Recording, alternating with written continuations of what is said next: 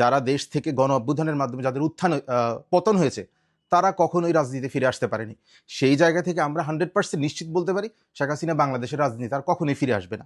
আমি বিশ্বাস করি বাংলাদেশের শেখ হাসিনার শাস্তি যেটা হচ্ছে সর্বোচ্চ শাস্তি বিচারকরা নির্ধারণ করবে এবং সে সর্বোচ্চ শাস্তি মৃত্যুদণ্ড হওয়া উচিত। তার কাছে মানবতা দেখানো উচিত না এবং তার মৃত্যুদণ্ডই দাবি করা উচিত। নিঃসন্দেহে তাকে বাংলাদেশে নিয়ে এসে জনসম্মুখে তাকে মৃত্যুদণ্ড দেওয়া উচিত। আমরা যারা বাংলাদেশকে ধারণ করি, বাংলাদেশের জাতীয়তাবাদী আদর্শে বিশ্বাস করি, বাংলাদেশের সকল শ্রেণীর মানুষ, সকল বর্ণের মানুষ, সকল ধর্মের মানুষ যারা বাংলাদেশে থাকবে, বাংলাদেশের জাতীয়তাবাদী বিশ্বাস করে থাকবে, বাংলাদেশের সার্বভৌমত্বকে বিশ্বাস করবে, বাংলাদেশের স্বাধীনতাকে বিশ্বাস করবে, সর্বশেষ লাল সবুজের পতাকাকে যারা ধারণ করবে, তারা সবাই বাংলাদেশের যে গত 15.5 বছর যে ফ্যাসিবাদী রাষ্ট্র কায়েম করে গেছে, বাংলাদেশের প্রতিটা সেক্টর, বাংলাদেশ রাষ্ট্রীয় যতগুলো সেক্টর আছে সব সেক্টর যে নষ্ট করে দিয়ে গেছে, যেখানে দলীয়করণের মাধ্যমে ফ্যাসিবাদ কায়েম করা হয়েছে, যেখানে প্রতিটা ইনস্টিটিউটকে ধ্বংস করে দেওয়া হয়েছে, গণতান্ত্রিক ইনস্টিটিউটগুলোকে ধ্বংস করা হয়েছে, আপনার বিচারালয় ধ্বংস করে দেওয়া হয়েছে, রাষ্ট্রের প্রতিটা অবকাঠামো ধ্বংস করে দেওয়া হয়েছে।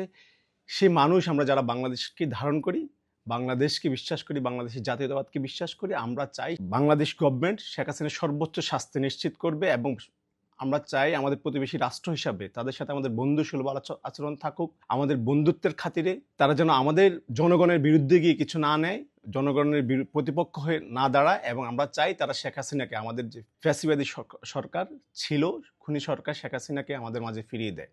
আমি বিশ্বাস করি বাংলাদেশের শেখ হাসিনার শাস্তি যেটা হচ্ছে সর্বোচ্চ শাস্তি বিচারকরা নির্ধারণ করবে এবং সে সর্বোচ্চ শাস্তি মৃত্যুদণ্ড হওয়া উচিত। আসলে শেখ পরিবারের কাছে বাংলাদেশের জনগণের অনেক কিছু পাওনা আছে। সেই পাওনাটা হচ্ছে কিছু জবাব, যেটা আমরা দেখেছি শেখ মুজিব যে বাংলাদেশে বাকশাল গঠন করেছিল, কায়েম করেছিল, সেই বাকশালের বিচার বাংলাদেশের মানুষ পুরোপুরিভাবে এখনো করতে পারেনি। আমরা দেখেছি শেখ হাসিনা এবং শেখ পরিবার পুরোপুরি বাংলাদেশে একজন বাকশালকে সামনে রেখে কিভাবে একটি ফ্যাসিবাদকে কায়েম করেছে। একজন ছাত্রদল নেতা হিসেবে আমি বলতে চাই যে অবশ্যই শেখ হাসিনাকে বাংলাদেশে ফিরিয়ে আনা উচিত, কারণ আমরা এখনো এম ইলিয়াস আলী, ছাত্রদলের সাবেক নেতা এম ইলিয়াস আলীর বিচার পাইনি। আমরা শহীদ নুরুজ্জামান জনির যে হত্যাকাণ্ড সেটার বিচার পাইনি। আমরা বিচার পাইনি গত 15.5 বছরে যতজন বাংলাদেশে গুম হয়েছে, খুন হয়েছে ফ্যাসিবাদী আমলে, কাদেরও বিচার পাইনি। এই বিচারটা পাওয়ার জন্য অবশ্যই শেখ হাসিনার বাংলাদেশে আসতে হবে, তাকে বিচারের আওতায় আনতে হবে।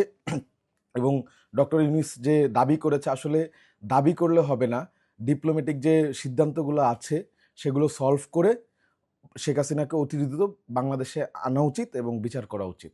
আমি সর্বোচ্চ বিচার চাই হচ্ছে মৃত্যুদণ্ড, কিন্তু মানবতার হিসাব করলে, যদি মানবতার হিসাব করি, তাহলে আসলে তাকে মৃত্যুদণ্ড দেওয়া উচিত, যাবজ্জীবন করা উচিত। কিন্তু বাংলাদেশে শেখ হাসিনা 2000 শহীদের রক্তের উপর উৎখাত হয়েছে গণ অভ্যুত্থানের মাধ্যমে। সেই ক্ষেত্রে আমার কাছে মনে হয় তার কাছে মানবতা দেখানো উচিত না এবং তার মৃত্যুদণ্ডই দাবি করা উচিত। শেখ হাসিনা রাজনীতিতে ফিরত যদি সে বাংলাদেশ থেকে পালিয়ে না যেত, কারণ তার যে পতন হয়েছে সেটা হচ্ছে সে বাংলাদেশ থেকে পালিয়ে গিয়েছে। আমরা যদি রাজনৈতিক প্রেক্ষাপট দেখি, প্রিভিয়াস যারা দেশ থেকে গণ অভ্যুত্থানের মাধ্যমে যাদের পতন হয়েছে তারা কখনোই রাজনীতিতে ফিরে আসতে পারেনি।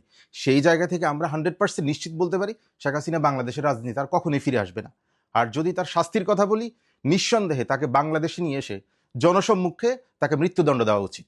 আর যদি রাষ্ট্র সেটাতেও ব্যর্থ হয় তাহলে জনগণের হাতে এসে ছেড়ে দেখ, জনগণ কি করবে সেই সিদ্ধান্ত জনগণে নিবে।